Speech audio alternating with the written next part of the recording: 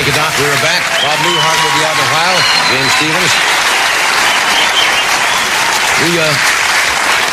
The reason we have this next gentleman on is because he's been getting quite a bit of space around the country in newspapers because he's a chief of police of a small town in Oklahoma called Waletka, and he's been having problems with his police car. We thought he might make an interesting guest, so we invited him to come here and explain what's going on down there. Would you welcome Chief of Police, Ronnie Porter. Ronnie?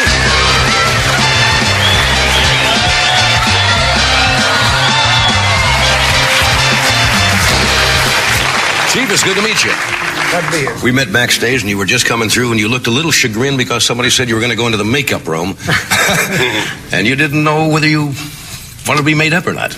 Oh, yeah, I have to be. Yeah, we have to do that for television. It's nice to meet you. Glad to be here. Everybody want to tell Johnny hi. Yeah? So I just had them write a name on there, and I got about 22 foot of tape that say, hi, Johnny. Is that right? Are you putting me on? Can I take a look? Yes. We won't read them all, of course, but all from Waletka? Waleka, I'm sorry. Waleka. You were right. I was right the first time. I said Waleka, and you corrected me. Whereabouts is Waleka? Waleka is 89 miles east of Oklahoma City. Right. And about 60 miles south and west of Tulsa. Right. How long have you been chief of police there? I've been there about 6 months. About 6 months. Now, I understand that you have a small police force. Right. How many officers total? We have 4 men, and we did have one part-time. We had to cut back because of the budget, so we just have 4 men. Well, that's a small police force. I wanted to make you an honorary policeman on one condition. Yeah? You use your own car because we don't have it.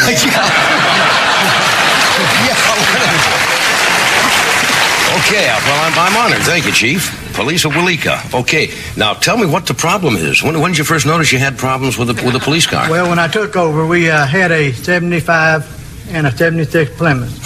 Both of them was ex-highway patrol cars. The 75 was a backup unit. Right. And it was supposed to be in worse shape than our 76. Yeah.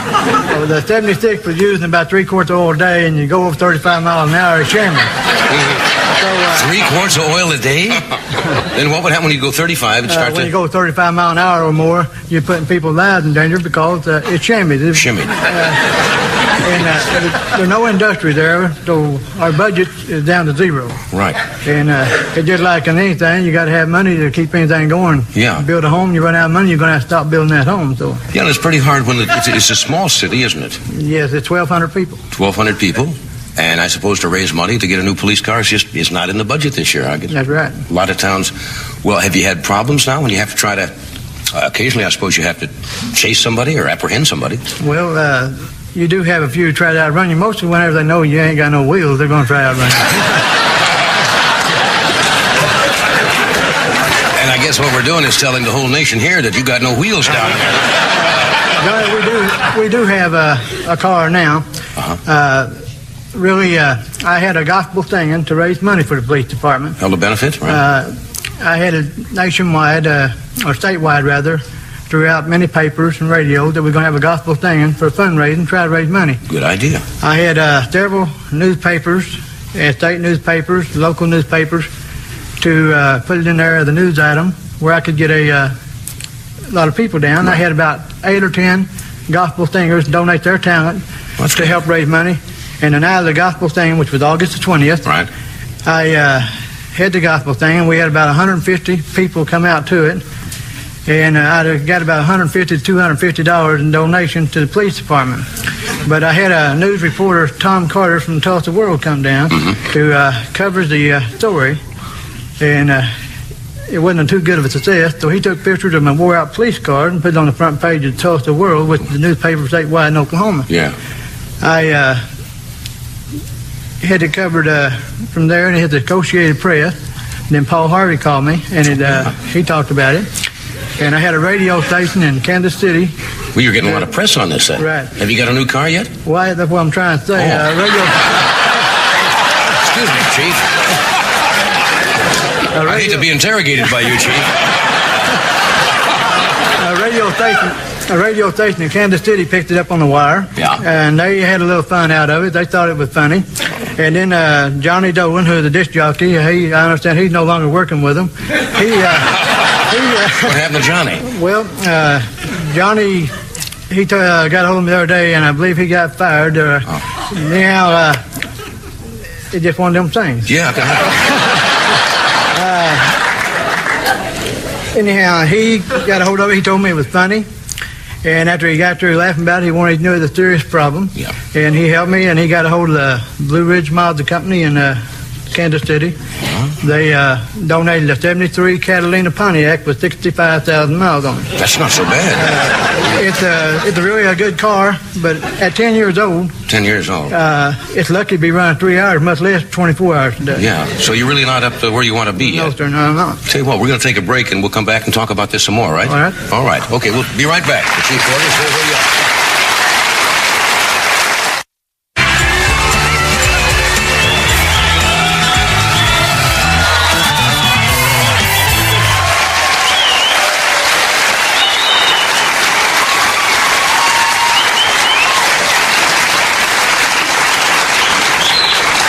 This is the city, Wauweka, Oklahoma. I work here. I'm a cop. Oh, excuse me. We're talking with Chief of Police of Wauweka, Oklahoma, Ronnie Porter. So you got a 63 now? 73. With the old car, did you ever succeed in pulling anybody over at all? Oh, yes, we could stop them. The only thing is when you got too fast like that, you put everybody's life in danger because they was, bad cars. Somebody told me once you stopped one of the local citizens, but while you were talking to her, your car started to smoke or something? Yes, sir. The wire shorted out, and up on making contact with her, looked back, and with the red light going, it shorted out, and it was smoking, so I told her, slow it down, got back, and took care of my fire. So you got a real problem there, haven't you? Yes, sir. Yeah, you should have a good police car. Is there much crime in Wauweka at all? Any? Well, it's not a whole lot of crime, but Johnny is just like any other small town. You have to cope with anything that happens, and we have the same crime you have out here. We just don't have it as often. Yeah, well, that's probably true. You have a large jail, or? Well, it's not a large. It's a very small jail. Yeah. We have to take them to the county a lot of times and put them in the county jail. Right. What's the most unusual case since you've been at Wauweka that's happened? Most exciting case? Oh. Outside of the lady you stopped in the car. And your car caught on fire. I mean, that's... Well, I've been a chief for about a week. Whenever our police car was vandalized, we had two... On top of that, they vandalized the car? You have enough trouble. You mean they pick on the car, too? Well, you're not the most liked person, Yeah, of course. I've been a chief about a week. Our police car was vandalized, busted the windshield out of it, cut all 4 tires, which was fairly new tires. I had them apprehended. I was home in bed just about midnight. My patrolman called me. I went out, and I had them apprehended within about 3 hours. Of course, they slashed your tires and broke the windshield. Yes, sir. Now, what kind of a punishment would you mete out for something like that? Well, this misdemeanor. Also, they are paying back for the car. Well, they should. They should pay back for the car. Are you from Wauweka yourself? No, sir, I'm not. I've been there about a year. I'm from Wauweka, Oklahoma. Exactly. Wauweka. These are all Indian names, right? Yes. These are all Indian names. How far is that from Wauweka? It's 36 miles. Now, do you commute, or do you actually stay in Wauweka? I live in Wauweka. Yeah. I have my family, my father, my sister, and brothers. They still live in Wauweka. That's good. That's real nice. I have something I was going to ask. I forgot what it was. Do you have any vice problems there at all? I mean, I didn't understand what you said. Well, I mean, any vice problems, like gambling or sexual misbehavior, or that's a big problem in big cities. And I'm sure they probably are. For gambling, no. No gambling. We do have drug problems and things like this. That's there's a lot of problems we have that I haven't encountered yet, and a lot of them that I'll probably be surprised when I do, because it is a small town. But being a small town like that, we do have the same problem. We just don't have. Just we on a smaller scale. There about 8 years ago. Who would think there was a bank town? robbery? Yes. How long ago was that? 8 years ago. And who would think a small town with 1,200 would have a bank robbery? But, Yeah. you know. They cracked the Bank of Walika, did they? The what? Was that the Walika Bank? Or that? The State National Bank of Walika. Yeah. Did you ever apprehend the... Well, I wasn't there, but I'm sure they did. Oh, I didn't mean it was your fault. I mean, of course, without a car, it doesn't make much difference anyway. Well, Chief, it's nice of you to come out here, and I really hope that the citizens down there, and maybe your appearance on this show will help people to... we can't ask for donations on the air, but maybe if they feel, that they want to help out, maybe they'll do that, okay? Well, I appreciate it, because we could use a better car, but I'm proud of the one we got, because we can move now. Yeah, you can get out, as long as you can move. Chief, thank you. Give our best to everybody.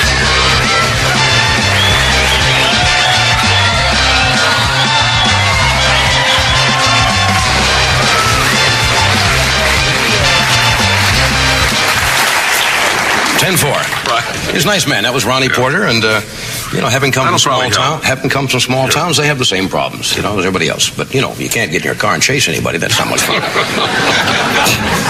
You could put a red light on a cow, It's not too intimidating though. Bob Newhart will be here in a moment, and James Stevens. Stay where you are. I understand that you have a small police force. Right. How many officers total? We have 4 men, and we did have one part-time. We had to cut back because of the budget, so we just have 4 men. Well, that's a small police force. I wanted to make you an honorary policeman on one condition. Yeah? You use your own car, because we don't have it. Because somebody said you were going to go into the makeup room, and you didn't know whether you wanted to be made up or not. Oh, yeah, I have to be. Yeah, we have to do that for television. It's nice to meet you. Glad to be here. Everybody want to tell us Johnny Hi. Yeah? So I just had them write a name on there, and I got about 22 foot of tapes that say Hi Johnny. Is that right? Are you putting me on? Can I take a look? Yes. We won't read them all, of course, but all from what he's been having problems with his police car. We thought he might make an interesting guest, so we invited him to come here and explain what's going on down there. Would you welcome Chief of Police, Ronnie Porter? Ronnie?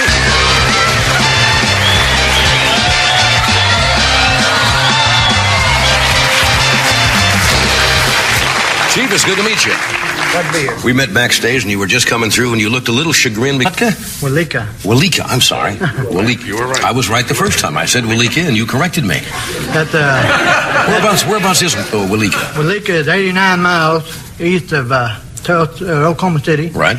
And about 60 miles south and west of Tulsa. Right. How long have you been chief of police there? I've been there about 6 months. About 6 months now. Thank you, Doc. We were back. Bob Newhart will be out in a while. James Stevens. The reason we have this next gentleman on is because he's been getting quite a bit of space around the country in newspapers, because he's a chief of police of a small town in Oklahoma called Waletka,